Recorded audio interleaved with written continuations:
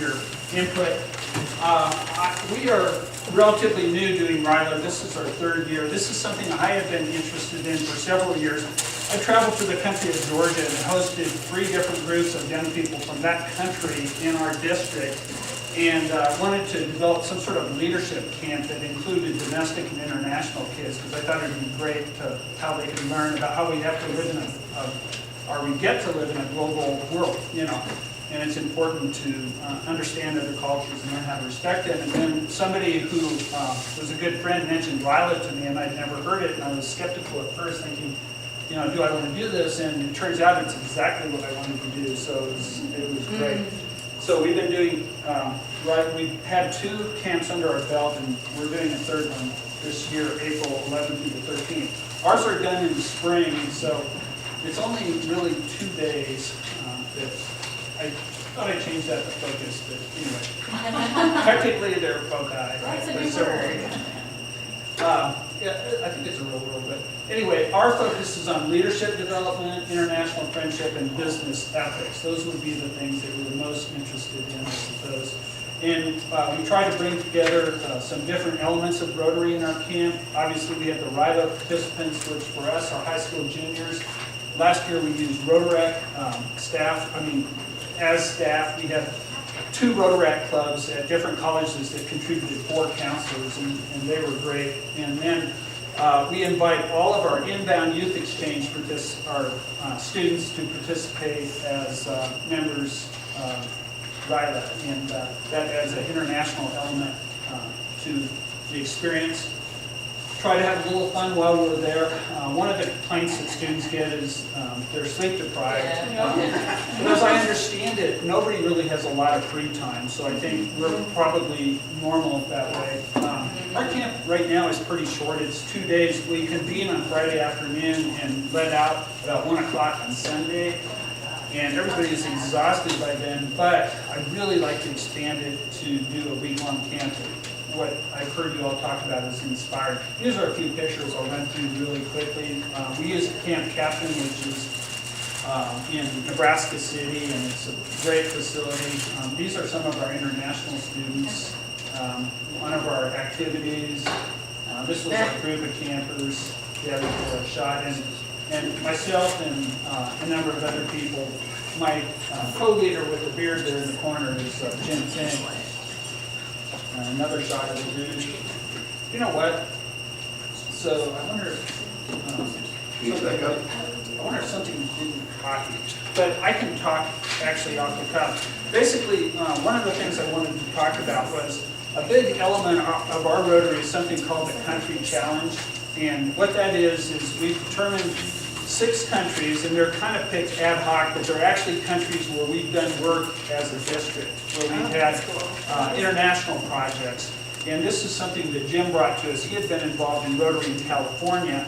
And what we do is kind of an underlying theme of the entire camp, and we meet several times to work on this project, is to develop a collaborative project between a Rotary club in the United States and one in another country, one of those countries. And so they have internet access, they bring their laptops, and they do research. We talk about what do you need to be respectful of another culture, how would you go about working, how would you lay the groundwork, figure out what is something that would be beneficial to people, how would you work on sustainability of the project, because obviously Rotary goes in and they don't intend to be, whether it's a water project or something else, there has to be some way to sustain those projects beyond the length of Rotary, and the kids love it.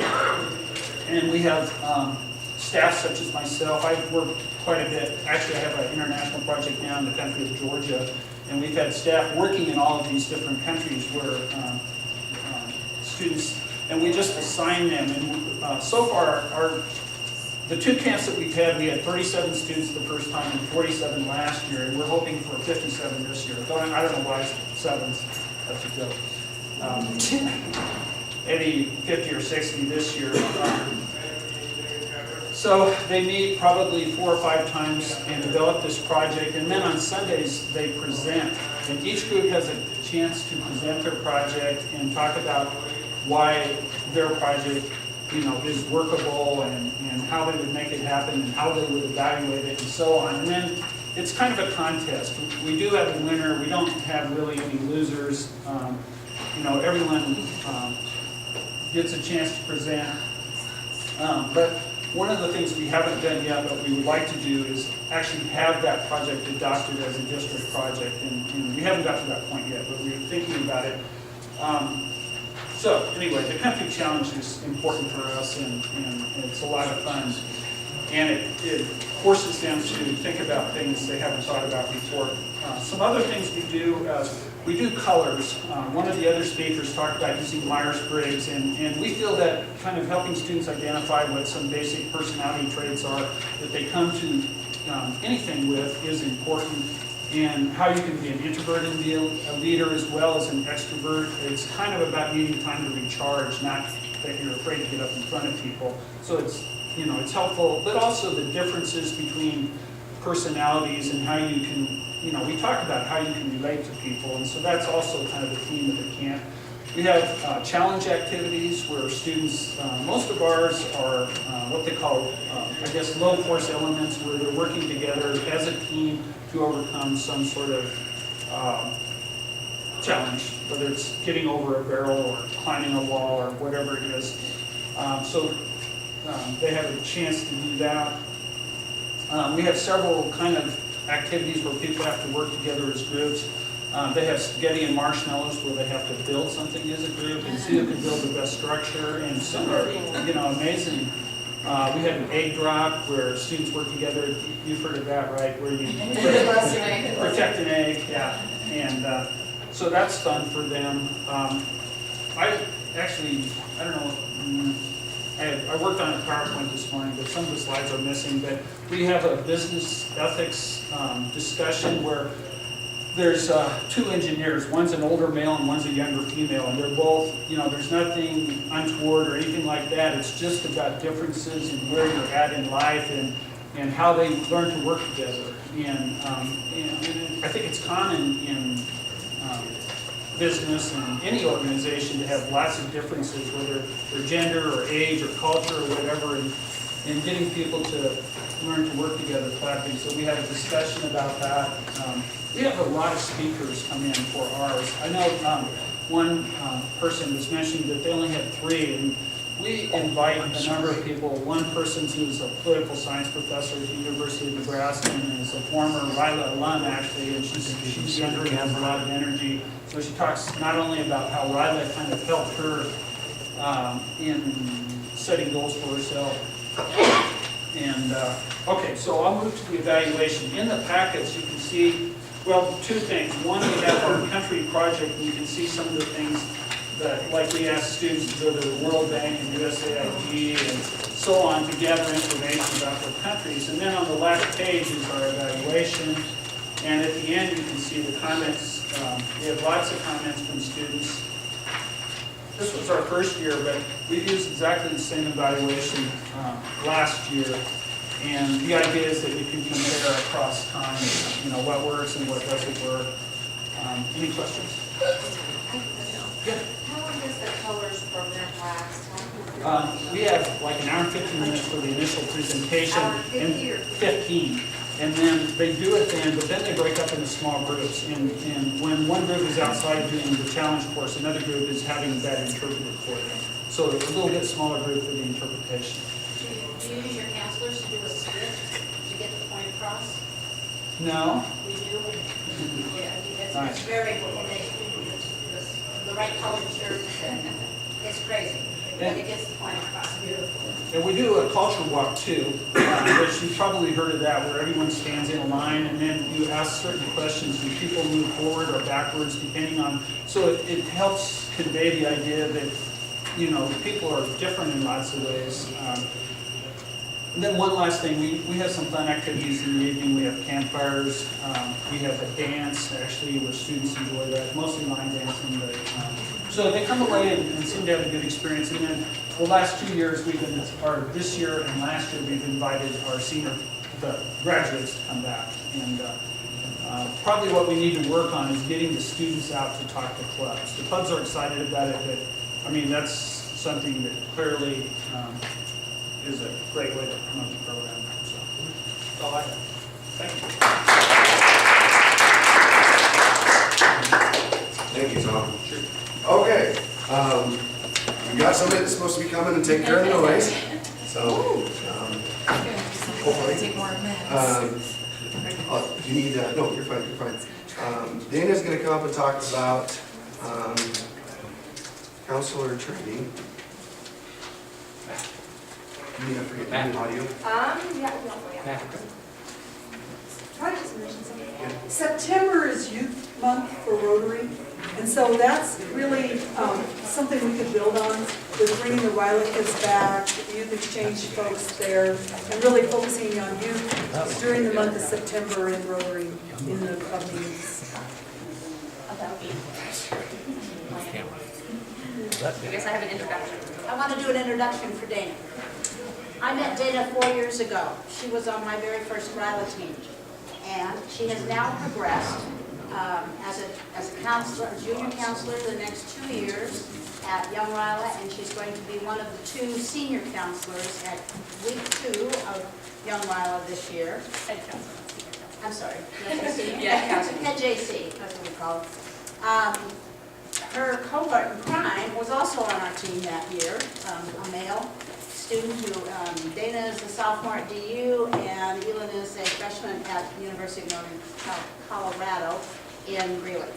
Anyway, it's been really fun to watch these kiddos grow up, and it was fabulous to have 2 from my very first RILA team. So, move on. Anyway, I give you the All right, can you guys give me a mic? Yeah, I'll have to. Okay, so I'm going to talk about counselor training. If we don't knock anything over. And so I'm from Rocky Mountain RILA, and so our camp is five days long, and we do a lot more counselor training than I think a lot of the other camps. We put a lot more thought into it and do a lot more way ahead. We're actually already starting our training for this coming summer.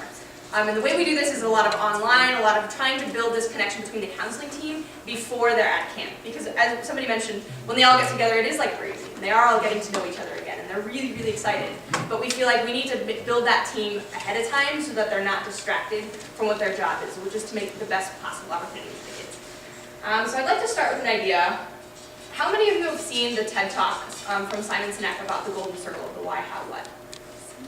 And nobody? Okay, if anyone would like this, it's like 20 minutes, so we're not going to watch it. But basically what he explains, do we have a marker? Yeah.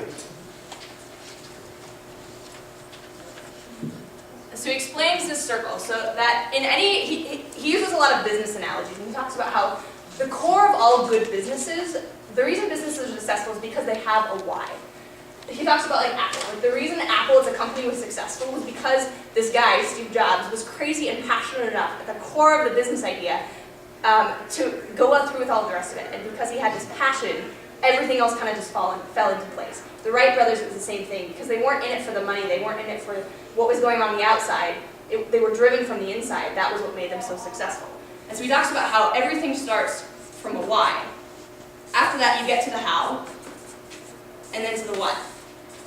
And I feel like I had this idea when I was in the shower one day, where all great ideas originate. Absolutely. And I was thinking about how when we train counselors, so often we start with the what.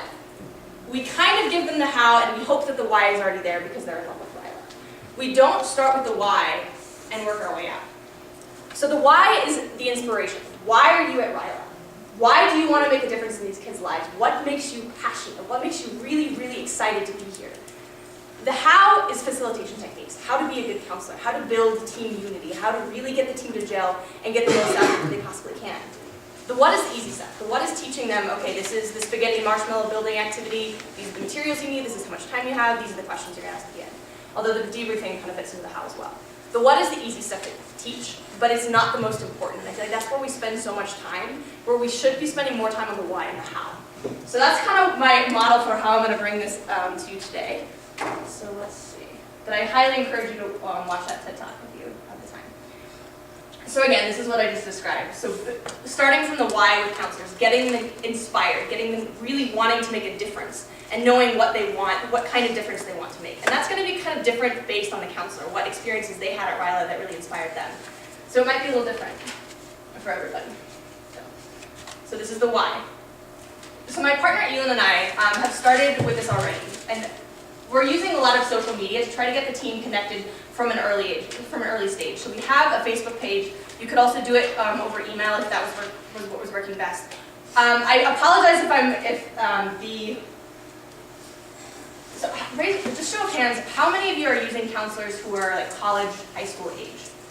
Is there anybody who's using like only adult or something like that? Okay, so this may not be as applicable if you're trying to build, this may not be as applicable to you, so I apologize for that. But as far as the younger counselors go, trying to build this team early, trying to remind them what RILA was like, to get that inspiration and that spark back in there. So asking them questions like, how their lives are changed. So we have our list of assignments, and these are some examples of the things we've done. The very first assignment we gave them was we paired them up in groups of 2 and 3, and we gave them this assignment. You're stranded on a tropical island with a list of obscure items. How do you survive and escape the island? So this was just getting them to bond and connect with each other, to reach out, to get to know each other, and to start thinking in terms of RILA. Other things that we're going to post, asking them to do as assignments are like posting a song that inspires you, talking about role models that inspired them, posting videos that inspire them, and then leading in with questions about that lead into what we call our words of focus. So I know that a lot of you have speakers, some of you don't have as many. Does anybody else use counselors as speakers? On occasion. On occasion, okay. So in Rocky Mountain Rally, this is one of the really cool things we do. Each counselor gives what's called a word of focus. It's a 7-minute speech, no more than that. It's supposed to be quick, in and out. It's a snapshot of lessons that the counselors believe were most important in their life.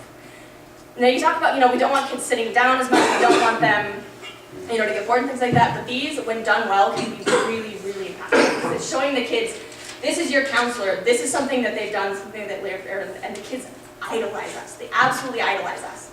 And when you can have that role model who's saying, this is something that I've learned, the kids jump on that. They say, I want to be like that. I want to be like that person. And so that has a possibility to have a really big impact. These are student counselors. These are student counselors, yes, with these speeches. And so when you're trying to get them to realize, okay, what kind of topic do I want to talk about? You're asking them, what did you get out of RILA that was really important? What made the biggest impact on you? That's where you start with your word focus. So these are some of the things leading to that. And so the goal is that when counselors arrive at camp, they already kind of have this sense of unity among them, and they're already ready to get out and make a difference. They have this passion already let you don't have to do any of that work at training. It's all done for you. So this is what we think is one of the really cool ideas that we've had this year, is building up this idea of the counselor toolkit. So we talked about debriefing. That's going to be the big ones that a few other people are going to talk about. I'm not going to spend as much time. But a few other things is that when we're asking counselors to be teachers, to be mothers, to be psychologists, to fill all of these roles all at once, and one day of training is not enough to teach them how to do all of those things, in our opinion. So we want to start in advance. We want to start teaching them different things with using TED Talks, using interactive activities at training, things like that, to teach them different skills for facilitation, for team building, that they may not get just from debriefing discussions. So the next 8 slides or so are different tools that we've kind of developed and thought about. And I would really like to get yours as input if you have any other tools or training facilities, things like that, that you think would be useful. This probably isn't as relevant because we have different mixes of counselors and Rotarians and students, so I'm going to skip over that. So the idea of unconditional positive regard. This is something that I actually learned as a resident assistant, but it's the idea of seeing every single student in the best possible light and only seeing their strengths, acknowledging their weaknesses but focusing on their strengths and trying to pull that out as much as possible. We're still struggling with a way to create some sort of interactive activity to teach the training. We haven't really gotten down to that yet. But teaching this idea that whenever you're dealing with your teams, when you've got troublemakers, for example, you're trying to, that leads me to my next point, let's see, reframing weaknesses. Sorry for skipping ahead. So when you see a student that, for example, is very high energy, can't sit still, things like that, instead of seeing them as a troublemaker, trying to reframe that and see it as, okay, how can you refocus that energy into something that's best for the team? So it's trying to start seeing weaknesses as things that could possibly be strengths and pulling these out for individuals.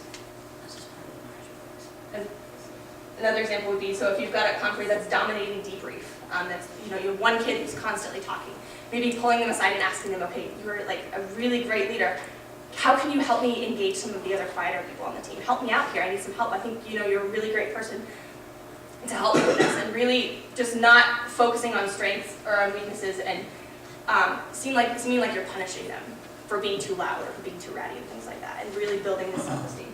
I'm going to jump back. Effective debriefing, this is going to be talked about a lot more. But one of the things that I've come across that I think Jim Hoops is going to talk about is the idea of going from describing it, so okay, so what happened there, or I noticed type phrases, to interpreting. So what does that mean? What kind of emotions are functioning here in the team? Generalizing, so what, in general, what have we learned from this about communication? And then, for example, applying, okay, what other aspects of our life do we need to use this communication skill? So again, moving from small things to bigger things and related to big life. We've talked about that a lot. This is kind of a cool one that you can do at a training session to teach about different levels of self-esteem. So you could have, for example, give, in a table like this, you could give everybody a different number of poker chips. So maybe you get 1, you get 2, you get 10, you get 20, things like that. And then have everybody betting on a dice or something like that. Say, okay, we're going to roll this dice and you have 1 bet. And this is just to demonstrate that certain students have more to risk. If a student has really high self-esteem, they're okay going all in or going half in and risk putting their necks out there because they're confident with themselves. They're okay with that. In comparison to a student who's not very confident and doesn't want to risk anything. Just as an example to illustrate why certain students will speak up more than others and how you can help certain students to feel more comfortable sharing. So we also talked about the 4 stages of team development, I believe somebody brought up. This is a really cool one to teach, especially to counselors, so that they know that conflict is not a bad thing. When your team gets to a point where they're frustrated and they're really angry with each other and an activity hasn't gone well, to let them know that that's okay. And this is the storming part of development. We talk about how forming, they're all just getting to know each other, everybody might be a little bit reserved, they're putting their best foot forward. And then when something goes wrong, all hell breaks loose. All of a sudden everybody's arguing, nobody's getting along, you're not putting your best foot forward at all, and so you've got this awful tension that's going on. But knowing that this is actually really critical to team development and letting coaches know to let this happen a little bit. Not to let it get too out of hand, but to take this as a learning opportunity and to not stifle that growth that can come from conflict. Because then they will eventually get to the point where they can work together in the norming stage up into performing. And the ideal result from RILA is that at the end of the week, every team would be at this performing stage. So, that we already talked about a little bit. This is one, there's another great TED Talk that goes along with this. Teaching counselors how to be vulnerable with their students, how to show them their weaknesses, how to show, I'm not perfect either, you don't have to be perfect, you can be yourself, and this is a safe environment where you can do that, and it's okay.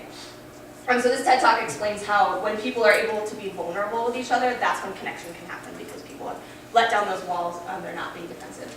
And so this is a TED Talk that you could show to your counselors. You could send it out as an email saying, please watch this before training, something like that, and then we'll talk about how it relates to being a counselor.